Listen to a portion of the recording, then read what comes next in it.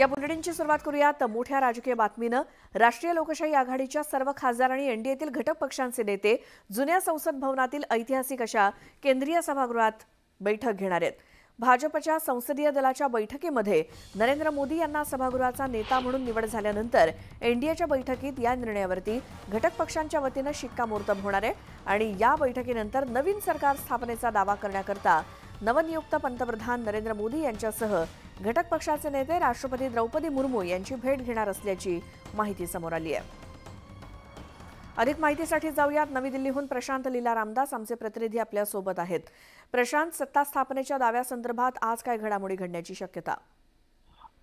सत्ता स्थापनेच्या दाव्यासंदर्भात आज अनेक बैठकी राजधानी दिल्लीमध्ये आहेत। त्यामध्ये सगळ्यात महत्त्वाची जी बैठक आहे ती राष्ट्रीय लोकशाही आघाडीच्या सर्व खासदारांची बैठक आहे, ज्याला एनडीए पार्लमेंटरी पार्टी मीटिंग असं संबोधण्यात येतंय।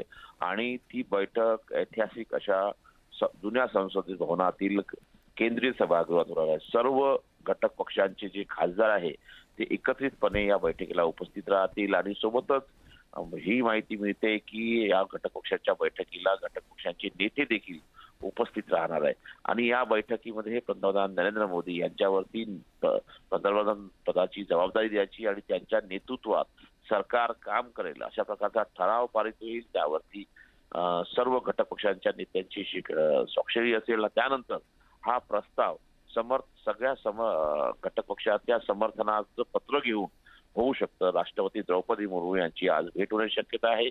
एनडीएच्या सर्व खासदारांना या बैठकीसाठी निमंत्रित करण्यात आलं आहे। महाराष्ट्रातून जर बघितलं आपण तर एकनाथ शिंदे यांच्या नेतृत्वातील शिवसेना यांचे खासदार रात्री उशिरा दिल्लीत दाखल झालेले आहेत। त्यानंतर अजित पवार आणि त्याशिवाय सुनील तटकरे आणि प्रफुल्ल पटेल आजही सकाळी दाखल होणार आहे। साधारणतः 10 वाजेपर्यंत हे एनसीपीचे नेते दिल्लीत दाखल होतील। त्यानंतर जर बघितलं तर भारतीय जनता पक्षाचे नेते आणि खासदार दिल्लीत दाखल व्हायला रात्रीपासून सुरुवात झालेली आहे। आज सकाळी 10 वाजेपर्यंत भारतीय जनता पक्षाचे जे खासदार आहेत महाराष्ट्रात ते बहुतांश दाखल होणार आहेत। प्रशांत, या सगळ्या अपडेटसाठी धन्यवाद।